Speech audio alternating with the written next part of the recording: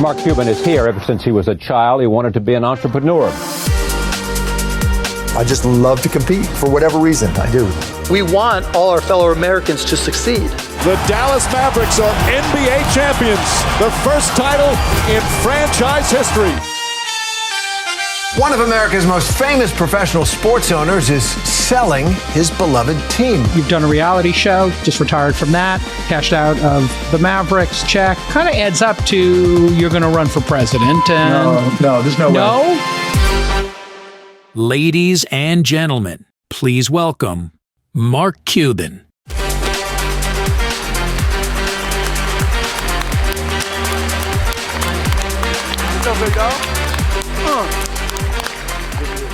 All right. Yeah. Thanks for being here. God, Mark, it feels like we've been doing this for 30 years, and we have. And we have, I know. We have. What GLP are you on? Yeah, what off-menu items? You're looking pretty... None. He's in retirement. Sells a team, takes a break. All the stress is off. You really do look incredible. Like, are you doing something? I'm working out. Yeah. We want to know about the off-the-menu items. We'll talk backstage. There are no off-the-menu items. No off-the-menu items, okay. Nothing. Just exercise, huh? Exercise and watching what I eat, yeah. What was more painful in the last year? Kamala losing or Luka getting traded? Luka getting traded. It's not even close.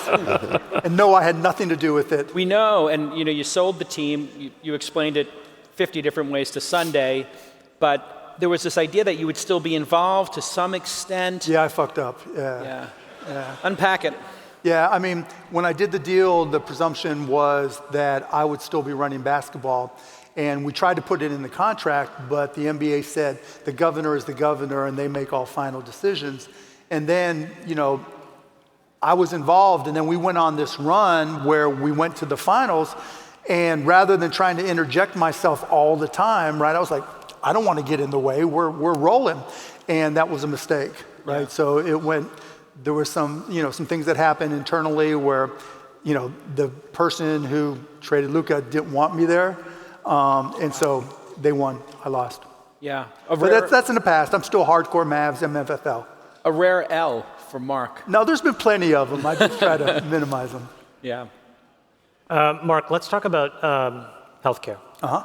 You started a business that has had a really profoundly disruptive impact, and it's compounding. Tell the people the business you started and tell them why you started it and why you just think healthcare is so broken. Sure. So I got a cold email from a Dr. Alex Oshmayansky, and he wanted to create what's called a compounding pharmacy where pharmacies can make drugs per order. And it was right around the time the pharma bro was going to jail for jacking up the price of this generic drug called Daraprim. And I was like, how can he do this, Alex? And in investigating it, it became very clear very quickly that no one knew what the price of any medication was, and there was zero transparency.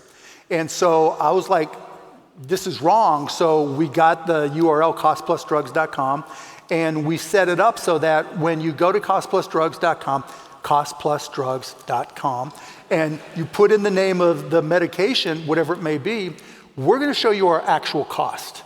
And not only are we going to show you our actual cost, we're going to show you our markup, which is only 15%. Plus for mail order is $5 for shipping, $5 for the pharmacist to review. And then we also have the option of local pickup. Now, what really created the change is we were the first to ever do that. And even to this day, 3.5 years later, nobody else publishes their price list for medications. And so when you think about healthcare, particularly the financial side, nobody trusts it at all. Yeah. And in reality, trust is actually a formula in my mind. Trust equals transparency divided by self-interest. We were completely transparent, and in terms of self-interest, only a 15% markup on medications is fair and it's nothing. And so, I get emails all the time, like, I was looking at having to pay $900 or $1,000 or $1,500 or $2,000, and your price is $21. But just explain that. It's not as if it's 21 versus 40 or 90. It's 21 versus 900. Yeah. How does that happen? Because it can. If you have an entire industry of insurance companies and the pharmacy benefit managers that either own them or they own, controlling the flow, the financial flow in an entire healthcare industry, and it's completely opaque by design, they get to charge what they want. Because again, unless you know to go to costplusdrugs.com, you have no idea what your medication, did I say that right? Costplusdrugs.com. I'm not a salesperson at all. The .com. But This segment brought to you by. Yeah, right? Costplusdrugs.com. But unless you know to go check pricing with us, you're just walking in and just hoping you can afford it. And the way the system is set up now, even at Medicare Advantage or Medicare Part D will be cheaper than your copay, and particularly if it's coinsurance. One of the things that the pharmacy benefit managers did that's just a complete ripoff, they created tiers of medications. And so there's generic tiers, there's brand tiers, but even in Medicare and Medicare Advantage, they created these things called specialty generics. They're just pills. It's like a drug called imatinib, all these multiple sclerosis drugs, there's a long list of them.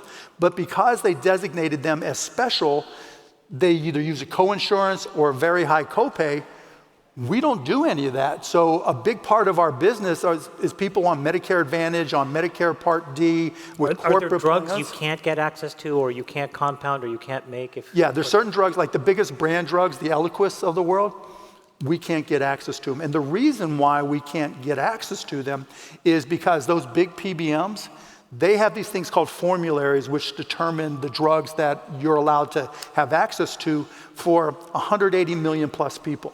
And they've literally told the brand manufacturers, if you deal with costplusdrugs.com, we will diminish you on that formulary. So instead of reaching 180 million people, and not just for the drugs they work with us on, but for their entire portfolio. That sounds like an antitrust case. Yes, it is. But Mark, if this gets changed, the PBMs gets wiped out. First of all, should the PBMs all get deleted? And if they do get deleted, what's going to happen in the marketplace? Is there suddenly going to be a big commoditization, more competitors for your business, et cetera? I don't care about the competition because our markup's still going to be 15%. Yeah. And we're so AI driven, we only have 70 people in the entire company, and we manufacture drugs in the whole 9 yards. So if they're all wiped out, or the easier approach is require that the formularies are segregated from the PBMs. Because all they really do is auction off access to those formularies. Yeah. And when they do that... So do you think the PBM should be deleted? Well, there's pass-through PBMs. I mean, the shit that PBMs do are just insane. Like, if you wanted to go... If your company, if you get your insurance from your employer, and they wanted to go to Lilly or Novo Nordisk to do a wellness program to determine who's most suited for GLP-1s, they're not allowed to do that. And on top of that, the reason is because contractually they don't want you get blocked out. They want you to go direct. They don't want you to go direct. And on top of that, you would think it'd be valuable for the claims for all the people who use, Zepbound or whatever, the GLP-1s, to go to the manufacturers so they can determine adherence, what's working, issues. Not allowed. In fact, they'll charge them to get access to that. Are there things that the government agencies or next round of legislation can do to take the advantages of what you've learned and apply it so that everybody can get the benefit of this? Well, and have you talked to the administration about that? I've talked to some people, but then they say, we're not going to tell anybody we talked to you. But the simplest approach really is just market-driven. So where you guys get your insurance for yourselves, for the besties, for the companies that you guys work with out there, tell them, don't use any of the big PBMs.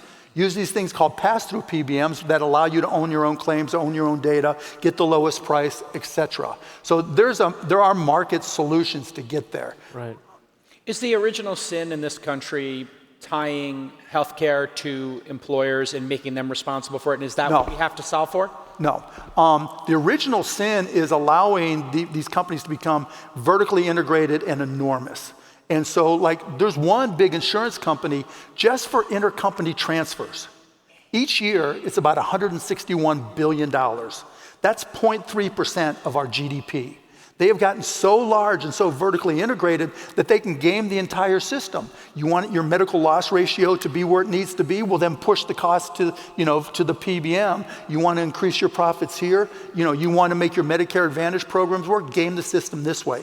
The big insurance companies, think about this, right?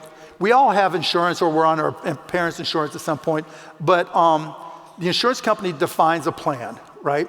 And they set a premium and they set a deductible and a max out of pocket. The less you make, the more likely you're going to take a lower premium, higher deductible. But excluding the people on Medicaid, 40% of people can't afford a $400 bill, right, or expense. Yet they're the ones choosing the $2,500, the $5,000 deductibles and the $9,000 out of pockets, which means for the insurance companies that they know that they can't afford to get the first level of care anywhere. They can't afford to go to the hospital, so the insurance company is just keeping the premiums. And even if you work for a company, let's say you work for a company here in LA and your net take home, is $35,000, $40,000, and you have a $2,500 or $3,000 deductible, and you're playing basketball and you go to dunk like Jason always does and breaks his leg, you're fucked. Yeah. Right. You're not going. That's why my fingers are like this, right? Because you just can't afford to go to use your deductible. That's the problem of the system. And as long as we have these companies that are so vertically integrated and continue to buy more and more companies so that they can game the system even more, and they control the patient flow, and they control the flow of drugs. So there's an interesting reaction happening in the markets, which is self-directed healthcare. People are opting to, affluent people in some cases, higher premiums and saying, you know what, I'll just do my own blood work with Superpower or Function. I'm going to go, take care of my own peptides, or I'm going to go to a compounding pharmacy. I'm going to go to Ro.com and I'm going to get, my whatever. Well, you're spending if you go to Rose.com, let me just tell you, for my friends of my age, right, 90 Tadalafil costs less than a bag of M&Ms. Tadalafil is generic Cialis. So we charge less than a bag of M&Ms. If you go to Rose or Hims or those guys, you're getting ripped off. Mark, let me ask you. But the self-directed But the self-directed. Jason's going to change his prescription. I'll change my prescription right now. But just on the self-directed piece. Right, so on that point, right? So we're creating a company called Cost Plus Wellness that hasn't launched yet. It'll hopefully launch at the end of this month. And what we're doing is we're going out there for my companies, we're eating our own dog food, and we're setting up direct contracts with 8,000 providers at this point. And so it's based off of cash pay, because those insurance companies not only rip off patients, and deny care, et cetera, they also underpay providers and all these other things, and they have to respond. Yeah. And they underpay doctors too. Yeah. And so what we're doing is we're going out there negotiating these cash prices with terms that we'll pay on a cash basis. But what's different about it when we launch, we're going to publish all those contracts. Because there's absolutely no transparency whatsoever on the insurance side. Companies don't know what they're doing. They're permitted from having discussions with each other to compare notes, so we'll publish the contract. Just to wrap that point on costplusdrugs.com, this isn't going to impact your economics personally in any way. You're doing this because, hey, maybe as a third act, you see this as a way to give back to society. I want to fuck up healthcare. Who here thinks the financial side of healthcare is great? Nobody. It's a fucking mess, right? And so you're doing this to prove a point to help people. Because it's fixable. Yes. Right? It's fixable, but politicians got to do what politicians do, right? Even with the president. Have you gone to D.C. since President Trump? I know you were campaigning for Kamala Harris. Have you been to D.C. since the election? Yeah, one time. You have, and how did it go? And our experience, and look, maybe we're a little bit influential or whatever because of various relationships, but like everyone we speak to, like it's an open door policy. The administration is listening to everyone on all of these important issues. Yep. And we're hearing this from industry leaders from both sides of trying to get them spectrum. to move, right, is different, right? Because the president, and actually his MFN EO was great, right? No knock on that whatsoever. The problem is, like, we literally went to manufacturers and we said, take the PBMs out. And if you take the PBMs out and sell to us at a higher price than what you're selling to the big PBMs, and just let us mark it up only our 15%, our price will be close to all the European countries that the MFN wants to compare to. Because you know what the difference between our countries and theirs? They don't have PBMs, right? So I went to CMS and told them we would do these things, right? Then we started talking to the manufacturers. Then the manufacturers backed off. And CMS knew they backed off. You know why they backed off? They were more afraid of the PBMs and being removed from formularies than they were of Donald Trump. I even wrote a letter for them to give to the president explaining all that. Now, whether or not they ever gave it to him, I don't know. But it's crazy that they would rather piss off Donald Trump and make the EO not happen, because it's been a lot longer than 90 days, and we haven't seen a single drug that falls under the MFN principles. Mark, you've had a lot of chapters in your life, very successful. But if you are able to crack this, it will obviously not just be a great service for people, but you will build an immense amount of social and political capital. And, we mentioned this backstage, but some folks have whispered and said, when we ask who is the leader of the Democratic Party, and they say it's Mark Cuban. Eric Swalwell said this on our show. That was a long time ago. But Mark, can you just transition and just talk about that, which is, where is the Democratic Party? If you're able to get this done, how can you sort of reinvigorate that side of the aisle? I don't care about the Democratic Party. People think I'm a Democrat. I'm not. I think you're a Democrat. I'm not. If it were up to me, I'd kick both parties to the curb. I think both parties suck, right? I'm with that. Moderates and independents, common Just sense. So does that mean you're a pro-America party? If you were advising Elon, would you tell him, stay out of the Republican Party, just try to win some seats for common sense, and would you back him with the America Depends Party? on, the policies and who the politicians were. But yeah, I tweeted or posted, yes, I'm wide open to that. We need to look at each individual situation for its own merits, right? I just don't care about either party. Both, like, the Republican Party isn't the Republican Party anymore. It's the Trump family business. And the Democratic Party doesn't even exist anymore because, they don't even know what they're doing and there's nobody in charge, right? They both suck. Yeah. Do you get calls from Democratic leadership saying, what should we do? Give us. Yeah. And what do you say? Well, basically what I tell them is you have to learn how to sell.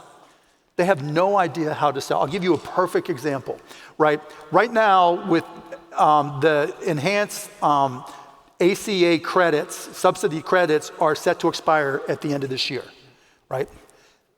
When they expire for 12.5 million people. These are the Obamacare healthcare credits. Right, for the ACA, right? And so when they expire, let's just take a family of 5 from the state of Texas, the great state of Texas, $125,000 in income, 3 kids.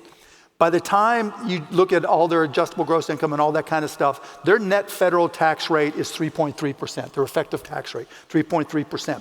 That same family, right, if they lose their the enhanced credits, because they're eligible for them, their monthly payments will go from $880, give or take, per month to about $2,300 a month. So that delta, $1,500 a month, that's $18,000 a year. That's everything. That's 20%. That's a 20% tax increase. Now that's right in front of the Democrats to jump all over when it comes to all the stuff that's coming up, right? Yet not a single word that this is the biggest increase in the history of tax increases ever. And so they're not cognizant of just the obvious things. And then the Republicans aren't cognizant of it either, because they've got to realize that you are about to screw over 12.5 million people in a way they've never been screwed over before. It's just right there, right in front of them, and nobody's paying attention to, and we wonder, when you say that, what do they say? When you point this out to Democratic leadership that calls you, what's the response? That's a good point. And it seems like they're leaning into this, ban the billionaires, social. Yeah, and that's so stupid. I had that conversation the other day. 942 or however many people. Look, it's like the Mamdani thing, right? They haven't learned from 10 years of Trump. Mamdani is just Trump progressive version, right? You just say what people want to hear. You want rent control? Yeah, I'll give you rent control, right? You want free transportation? Got it, right? You want grocery stores paid for by the government? Done. That's Trump 101, And so he has figured it out. Yeah. The rest of them have not. Yeah. I think this might be a good time to bring out our. Stay here, Mark, but I think we want to bring out. We want to introduce you to a friend of ours. Let's just add one more bestie. Let's add a bestie. We're going to add Give bestie. us a surprise Tucker, bestie. Come on out. Surprise bestie coming out. Tucker Carlson.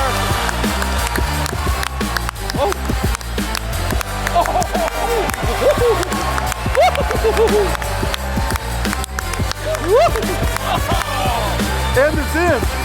I'll give you a hug. Thank you, gentlemen. Grab a seat. All right. Nice to see I think you guys are on the couch Thank next you. to each other. Yeah, come on. But actually, what Mark The right and the left. Here. Mark raised an interesting question there, which is, certainly did. I'm curious to get your take, Tucker, which is, Where's the line in democracy, Tucker, between giving the people what they want, which is democracy, versus what Mark seems to be saying, which is pandering to them or something, or offering something that... Where is the line? I mean, I can identify it. It's at costplusdrugs.com. Yes, sir. No, it's true. It's happening. I was thinking backstage, like, This is one smart man. where do I right meet here. my SSRI needs? Like, let's say I need, I don't know, a pallet of benzo. Costplusdrugs.com. I would say that falls on the kind of radical democracy end of the spectrum, which I oppose. No, I mean, it's a balance. Obviously, the founding documents reflect the balance that the founders, for all their sort of overhyped genius, they really were geniuses, actually, and they thought deeply about this. And how do you not devolve into the ugliest form of democracy, which inevitably leads to tyranny, where you're just like taking payoffs and seeking affirmation from the mob, and the oligarchy that is the other extreme. And clearly we're on sort of like, or were up until Trump's election, sort of at one end, where there's no demonstrable effort by the government to meet like the basic desires of the population, doing just the opposite. There was never like any effort to poll people like, hey, would you like 40 million new Americans? Like, no one's for that in any country ever. And they just sort of gave it to you and shouted you down whether you wanted it or not. Hey, maybe we should, the real problem is the Houthis. Okay, oh, the Houthis, all right. As my father said to me growing up, just beware the Houthis. ancient enemy of our people, like what?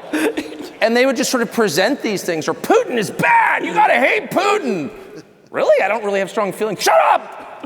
Russian tool or whatever. This is even before I loved Putin. I was like, what are you even talking about? So in place of sort of the actual organic desires of the people, which are never that different from society to society, peace, prosperity, hope of a better future for your children, the promise of grandchildren, not just sterility. In place of those, they manufacture these things you're supposed to want. So that's obviously like way on the other side of what we think of as just basic responsive government. Are we going too far otherwise? I don't know. We're not even a year in, but that is the tension. Tucker, I want to get your reaction to what Mark said. Mark characterized Mamdani as Trump on the left, like he's taken the Trump playbook and inverted it and applied it in a more, with leftist rhetoric. Do you agree with that characterization? What is working in Mamdani and what is the same and different versus? Well, I mean, I'm not an expert on Mamdani. I don't know him. I've tried to interview him a bunch of times because I think it'd be interesting.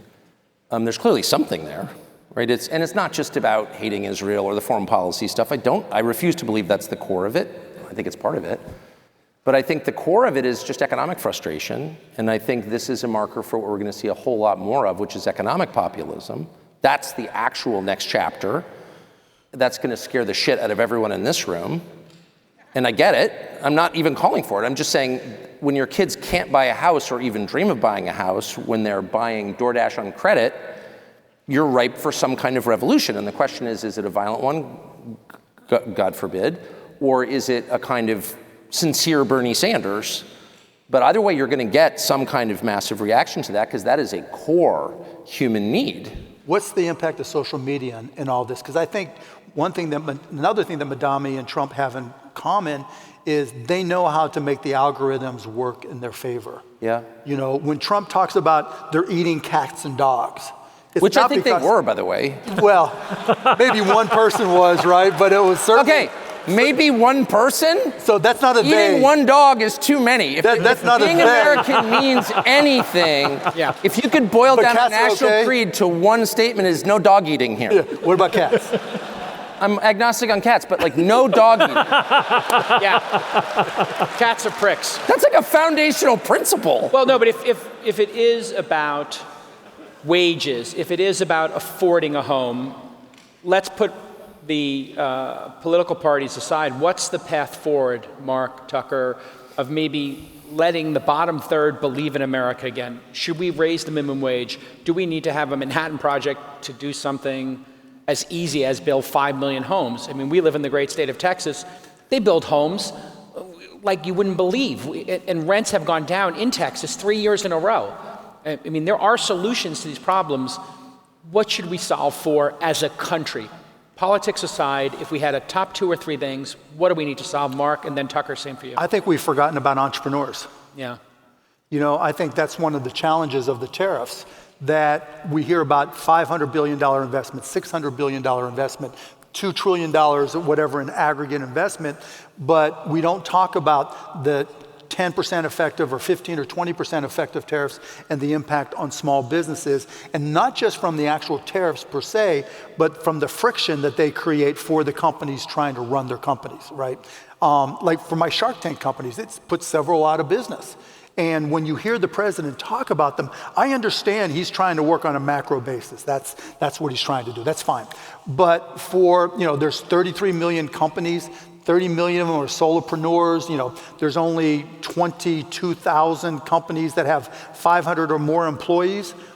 60% of new jobs are created by small companies.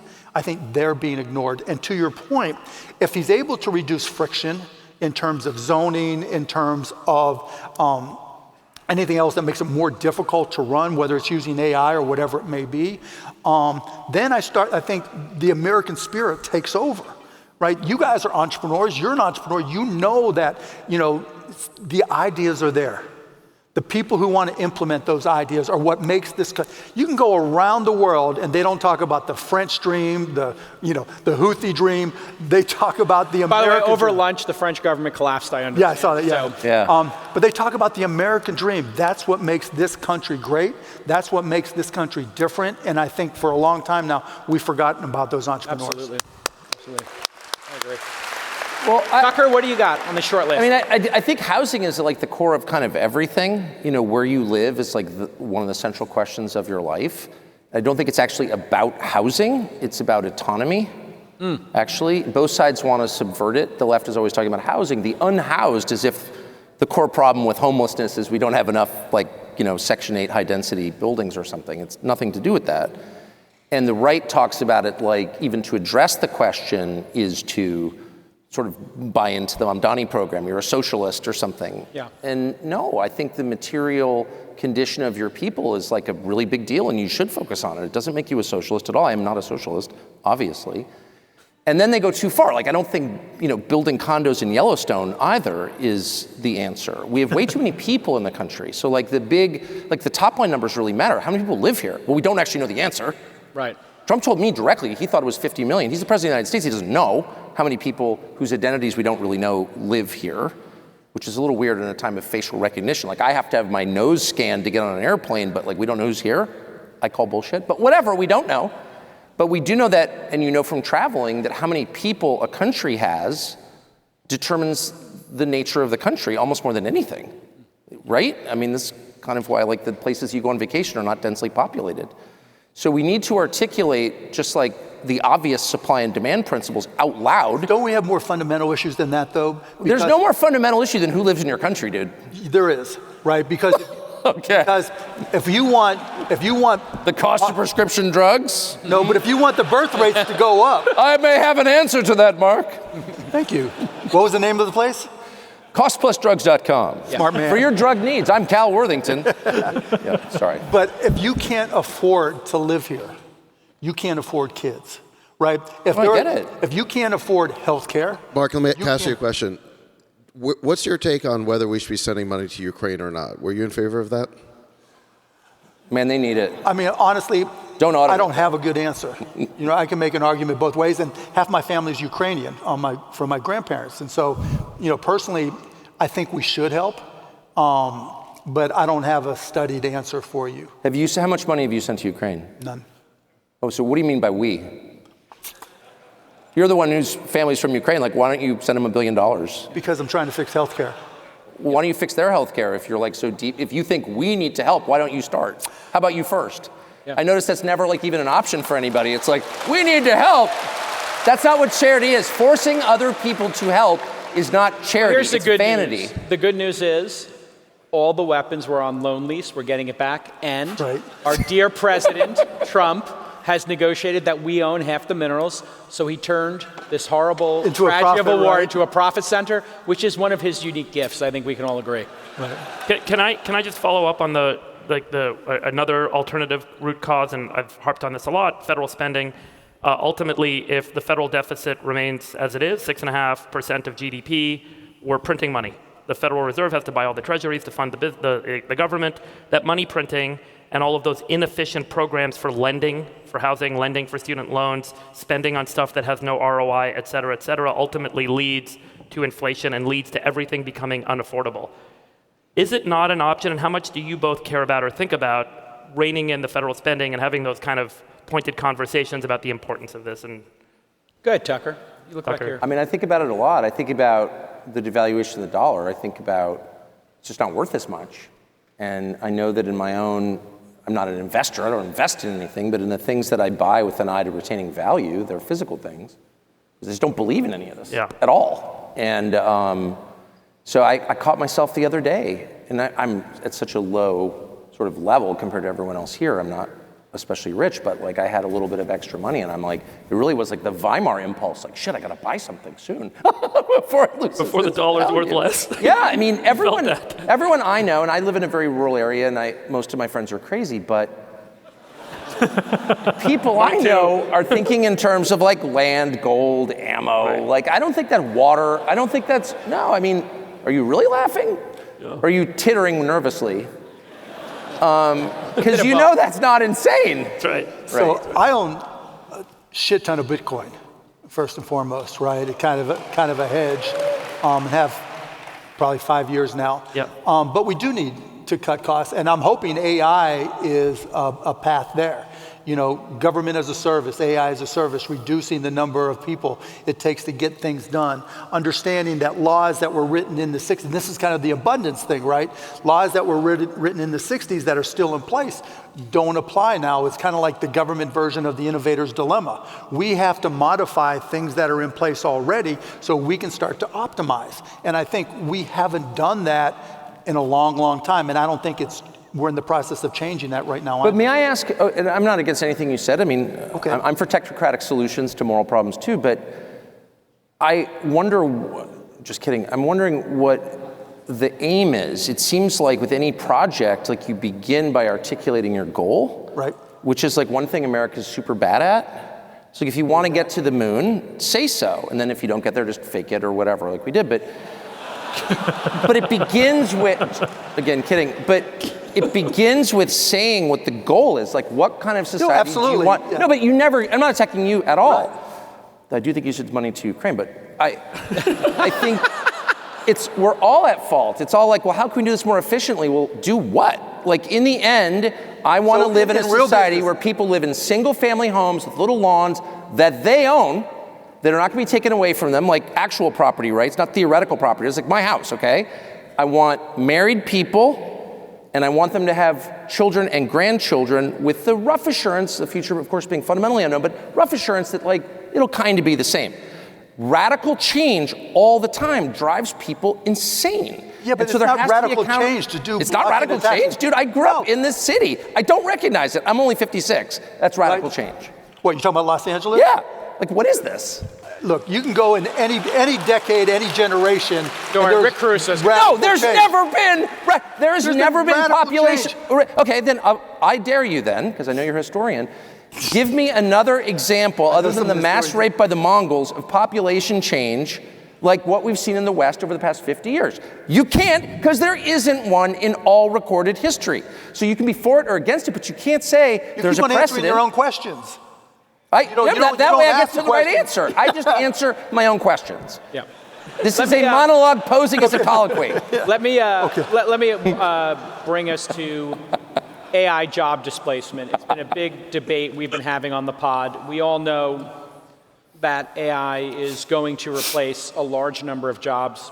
Do we know that? I don't agree with that either. Well, if any self-driving car replaces 4 or 5 drivers, full-time positions, that's indisputable. But there could be different jobs. Well, okay, we're going to get to that. But for our guests, do you think we're going to have a job displacement that could be acute, and how should we handle that? Because we're seeing people make Optimus robots the idea that any human's going to be in a factory sorting things, and all the factories we're making today are designed explicitly to not have humans in it. We may be talking about bringing back and onshoring factory jobs. That's not happening. All the new factories are going to be run by robots. We all know that. They're lights out facilities. So what's the best worst case scenario here in terms of management? Can I give you the upside? Please. And everyone knows this, but like, you know, the IBEW is fine, like your electrician will still exist.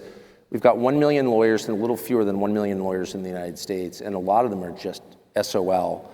And I think it's just so great to think of unemployed. Yeah. No, I'm serious. So it's going to, I do think to some extent it's going to affect the worst, most entitled, most annoying classes of people, okay? So that's an upside. I don't want to see any other working class people. So can I say this one thing? You can displace farm workers. What are they going to do about it? You can displace factory workers. They'll just kill themselves with drugs and fast food, which they have done. And you'll feel sort of guilty, but then ignore it. If you do that to lawyers and nonprofit sector employees who I lived around in DC, you will get a revolution. And I mean that. I'm dead serious. Where did Pol Pot come from? There's never been a revolution that wasn't fomented by frustrated members of the sort of insurgent class. Yeah, exactly. It's totally true. Sub-aristocrat, but the striving class, the most repulsive people there are, I think it's fair to say, but also the most intent on getting what they want. And if you put them out of business, I mean, I'm not joking at all. I think we're seeing this. Could get unstable. We're seeing this already, and one could argue that the Mamdani election surge may be the result of young people coming out of colleges that were in that exact same situation. Exactly. Striving elite. And they don't have an on-ramp. And they were told that if they take on $400,000 of debt, they'll end up making a good living and progressing in life, buying a home, and all of that turned out to not be fucking true. So I got 2 kids in college. And what I tell them is, if you were looking for a job at a big company, you're not going to get it. Right. Because the big companies can implement what they need to do with AI in the short term.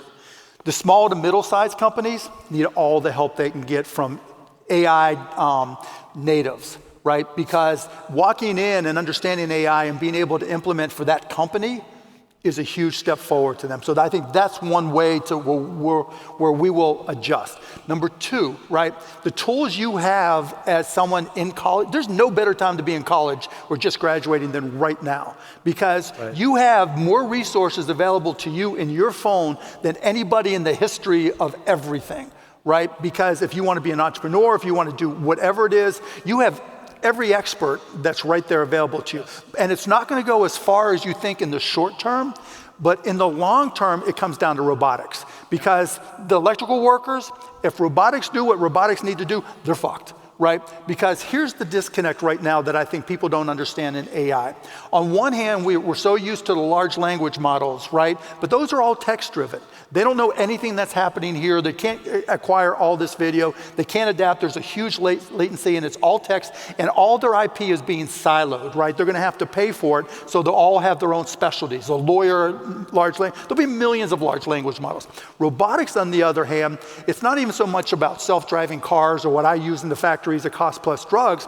It's about in your house. It's about walking down the streets. It's about doing those things. So if you have to get to a point, we have to get to a point for it to be impactful, where you can say to a robot, clean the house. And they'll know not to touch Jason's socks, right? And they'll know, right? The whole idea is robots use video, and they capture, and they have to be able to process that video, which means understanding the laws of physics, which skid marks. Wait, would you let a robot with a video camera in your house? Honestly. Yes. Right? And beyond that, right? You're a very self-confident man, aren't you? Right. Houses are going to be redesigned, because right now, when we design houses and we design robots, we design them to work for us. And the optimal robots aren't going to look anything like us at all. Mark, we're running. Hold on. We're running out of time. Tucker, lightning round. Was Epstein a spy? No. Is Putin we're going to stay with Tucker now. We're going to stay with Tucker for a little bit? Yeah, we're going to stick with Tucker. Okay, you do that stuff. Okay. So we just want to thank you gave it away, man. Now I'm going to prepare my answer. Let's thank Mark Cuban, everybody. Mark Cuban, everyone. Tucker's going to stay. Tucker's going to stay for a little bit. Okay, sorry. Thanks, bro. Great job, brother. Move over. Okay, Tucker. Now you get your own segment here. All right. So I need to get these answers. Okay. Costplusdrugs.com. Yes. Was Epstein a spy? Is Putin a war criminal? And what was Sachs like in college? Go. Was Epstein a spy? No. I don't know. I do know a lot about the story. I don't think he was a conventional, he wasn't like an asset or something. He did a ton of work on behalf of intel agencies. He did do work on behalf of intel. Yes, well, no question. He was involved in Iran-Contra. American, French, Israeli, probably British. I mean, but there are a lot of, I know a million people, and so do you, in that category. Yeah, there's which a number is of most people who travel a lot. Okay, now I know Putin, a lot of people are doing Putin, that. War criminal? Let me define war criminal. A war criminal is anybody who kills the innocent. And that's what terrorism is, that's what a war crime is. That's the basis of Western justice, is that we punish the guilty. Okay. We punish people as individuals, not as groups, because we don't believe in blood guilt. We don't believe in collective punishment. And so by that standard, there are very few are innocent. I'm not being a relativist here, but I think it's really important to define the term. Yeah. And just to say it again, a war crime and terrorism have the same root crime, which is punishing the innocent, period. And if there's one thing that Western civilization exists to uphold, it's his sense of fairness and justice, and it's rooted in that. We punish the guilty. We do not punish the guilty's relatives. We don't punish people who look like the guilty from the same place as the guilty. We punish the individual because we believe that all people are fundamentally equal, not in their aptitude, but in their value, because they're all created by God. That is the West. The West, the West. We're fighting to uphold the Western value. No, what is it then? That's what it is. And so to the extent you fall short of that, yes, you are a criminal, period. Now, most importantly, what was sex like in college? Take us back to totally fucking out of control. It's By the funny, way, people are always like, if you mix cocaine and ayahuasca, it's really hard to stand on the roof of a moving car. And I'm like, yeah, that makes sense. Until you see someone do it. Absolutely. But more importantly, if you bang one of these. You don't want to hear more? Where are we at? No, we're going to get there, but I want to be on the same level as you. Are you banging 9s or 3s right now? I don't want to say on the grounds it'll make me seem impossibly cool, but 9s, obviously. Here you go. You get it chilled. What do you got? What are you packing? I know you got something. I pack, and I'm not allowed to make any medical claims, though these do cure illness. No, these just make you a god. I can just tell you, these make you a god. But what do you got? Come on, trust. You got to share. It's my version of costplusdrugs.com. Oh, wow. Ooh, sweet nectar. Ooh. Sweet nectar 9s, yes. I have one in well, that from puts morning me at till 12. night. Let's go. I've used nicotine for 41 years. Come on, Sax, get on the level. JCal is going to become so difficult this afternoon. Oh, man. No. It's crazy what they do. The health benefits are insane. I never go to the doctor. I eat a lot of pizza. Yeah. I never intentionally exercise. I'm 56. Can't even open this and thing. I feel great, and I mean that. And I take you looked great in Niseko. Okay, I need to get this back on the rails. I need to get this back on the rails. Sorry. Okay, back on the rails. Tucker, I would like to go around the world in the 11 minutes that we have and just get your reaction to a bunch of different things. Okay, let's start. In Europe, UK, and then just continental Europe, what has happened?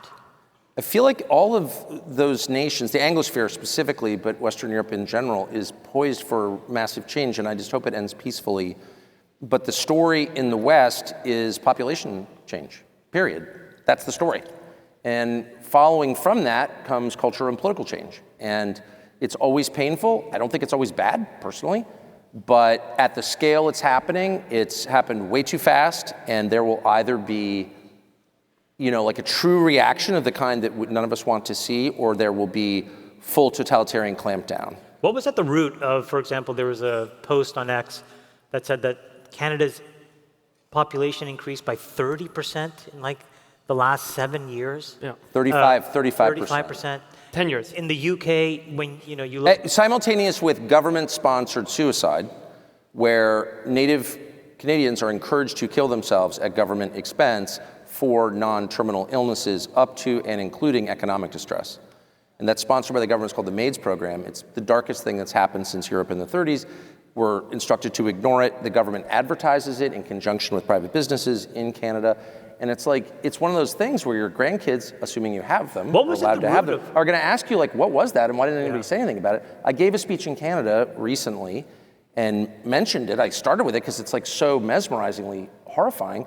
And people just stared at me I don't think we're supposed to talk about that. It's the brainwashing is so generational and crazy that they can't even notice when people are dying at the behest of the government. The behest, by the way. And to be clear what we're talking about, assisted suicide, end-of-life suicide, you can go in, you can set a date. Not for the terminally ill, for like the bummed out or veterans who don't have adequate housing. We'll kill you for free. And they are pushing that program. And thousands of people have died, and of course, they don't release most of the numbers, but they did release numbers this summer that showed it's like 100% Native Canadian. Yeah. Because people who show up there from Gujarat are like, why would I kill myself? This is awesome. Like, they have the spirit of life in them.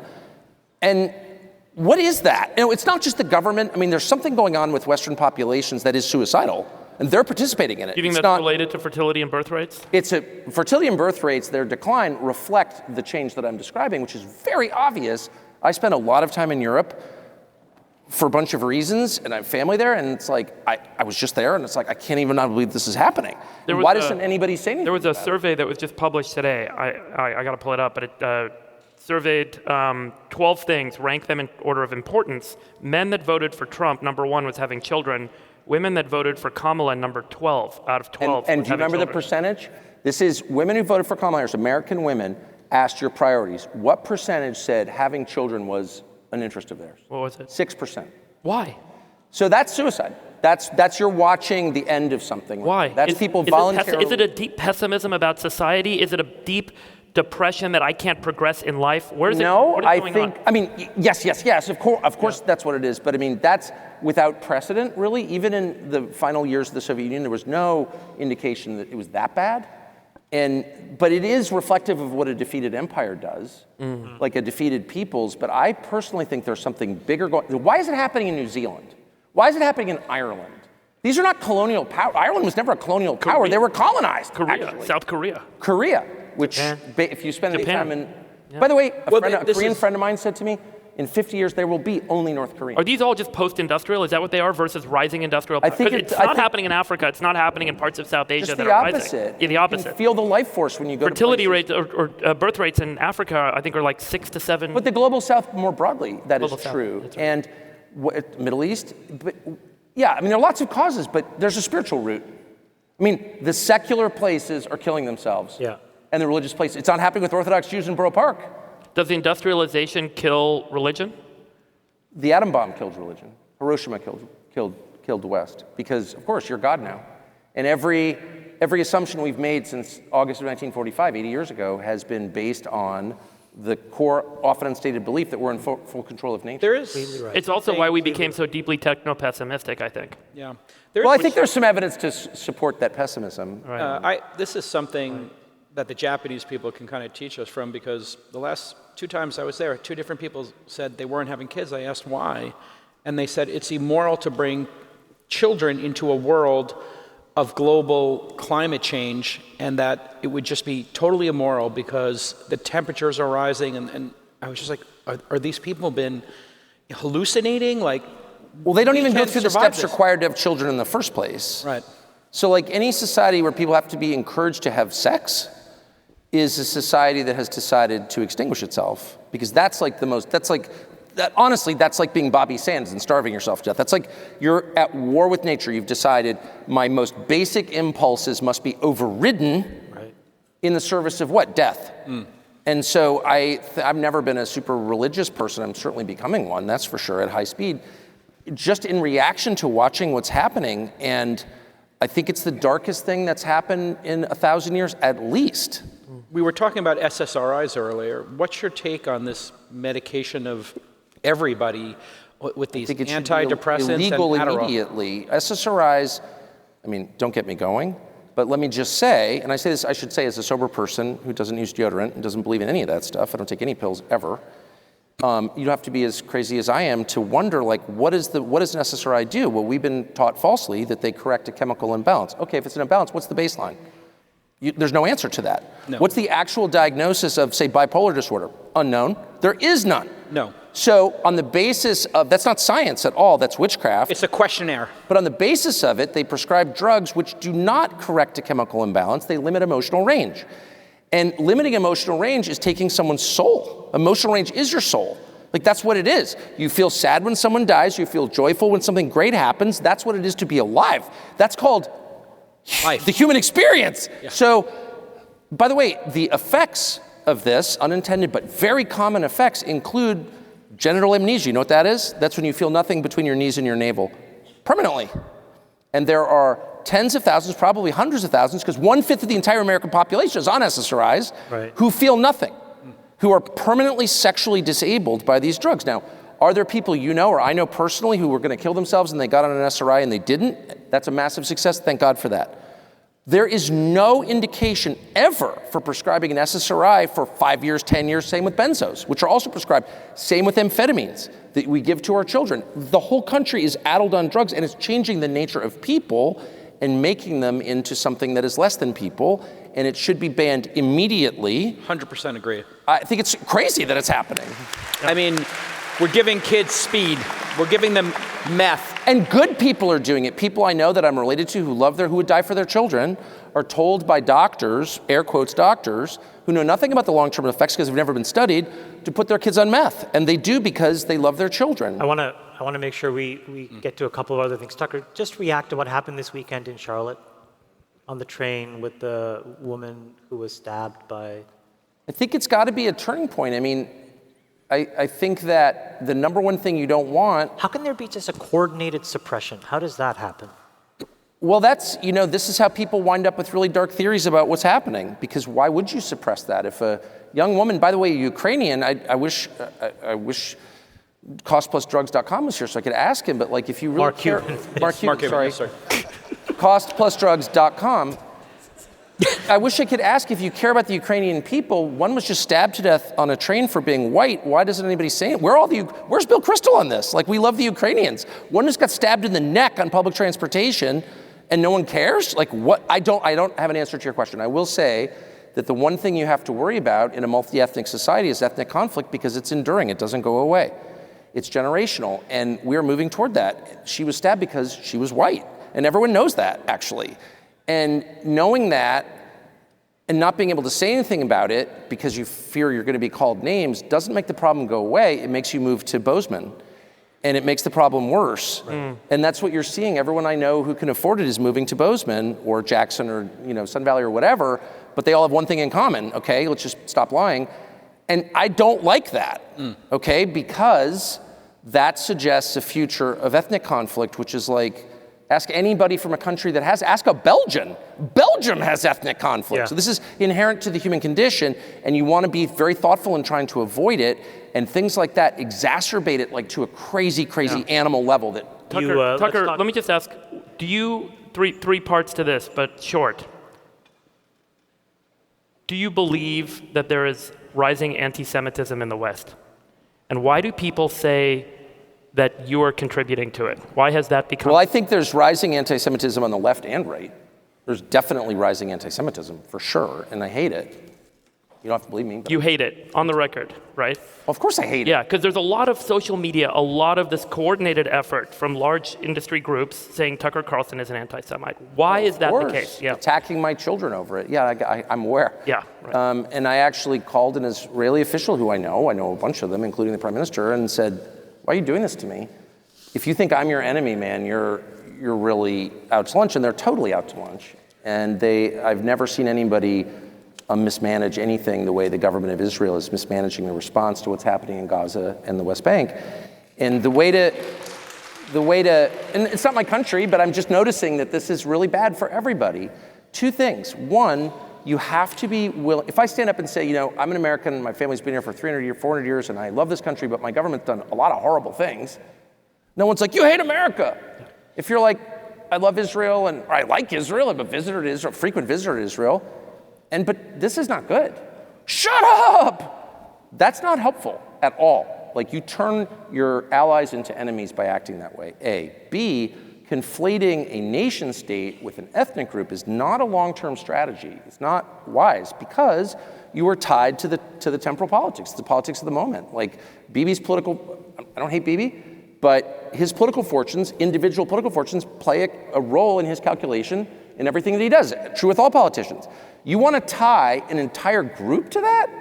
I don't think that's very smart. You can say, I really like Israel, I love Israel, I have family in Israel, whatever you think about Israel, but I don't think this is a good idea, or I'm offended by it, or whatever. If you eliminate the distinction between a political organization, which is a synonym for government, and an ethnic group, boy, you're going to hurt that ethnic group. And that's exactly what's happened. It's so bad, and it freaks me out. And I will say once again that my views on Israel apply to the United States, they apply to Senegal, they apply to Malaysia, they apply to people. But not to the Jewish people. Come on, dude. Right. No. Right. And I don't even fight back against it because I'm like, that's so low. Right. I'm not playing your fucking game, okay?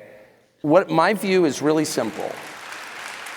I don't think that it is allowable, it is the most immoral thing to punish the innocent. The United States government has punished the innocent a lot. They did it during COVID. I yelled about it every night on Fox News. All governments do this because all leaders get carried away with hubris and they treat people like numbers or enemies or non-human beings and they kill them. I'm opposed to that. You should be, we're all opposed to that, by the way. I'm opposed when it happens in Gaza. I'm opposed when it happens in Texas. I'm just opposed. And all of a sudden we've reached this place where people are so overwrought and defensive. I came out and said something about, I don't know, I'm glad we beat Imperial Japan. I'm kind of sad that we incinerated all those people with the atom bomb. Ben Shapiro did a whole segment about how I was like a quisling or something. You hate America. No, I love America. That's why I don't ever want anybody to kill people who didn't do anything wrong. That is the basis of justice. We punish the guilty. We can argue about to what degree they should be punished. Should it be Norway where they get high-speed internet and massages? Or should it be, Malawi where they rot in a cave? But why are we not allowed? We don't punish the innocent, and that includes children, all children. Tucker, why are we not allowed to say we are absolutely saddened at the tragedy that happened on October 7th, and we're absolutely appalled at watching people starve and innocents being killed in Gaza and not being able to get them aid? Why can't you say both things and not be criticized? You should be, and I've decided that I'm old enough and I know, God, now I sound like such a fraud, I know my heart, but you can feel the hate coming off people or whatever.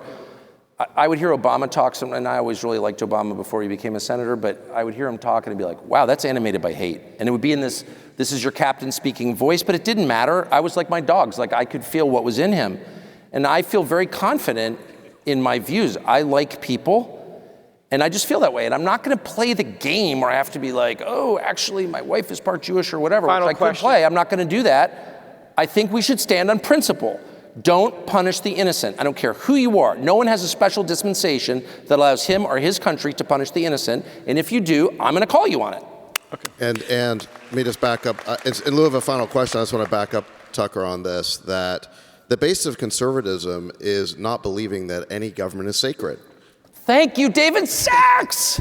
Yeah. Every government should be subject to criticism because we know that they will always abuse their authority. Power corrupts, and absolute power corrupts absolutely. All governments must be subject to criticism, and governments shouldn't seek to make themselves immune by essentially calling people names. And I've known Tucker for 30 years. He doesn't have an anti-Semitic bone in his body, and it really pisses me off the way that he gets attacked for criticizing the conduct of a government. I'm not even that critical, by the way. That's the hilarious thing. I'm not even that critical. I have been around, David, and I know that people do shitty things, and I'm not I think for what it's worth, you're an American treasure, and I appreciate that. Thanks. Yeah, and Sachs, as we wrap here, tell us about the meet cute moment when you met Tucker and you fell in love with Tucker. The meet cute. You love Tucker. Yeah, meet cute. Give us tell the meet cute. You come around a cubicle. What happens? You see Tucker. He's got the bow tie. You guys lock eyes. How did it? Yeah. What happens? It was at lunch in Union Station in Washington D.C. I'll never forget. Tell us, Sachs, your earliest memory of Tucker. Just camaraderie born of some common views. So. Yeah.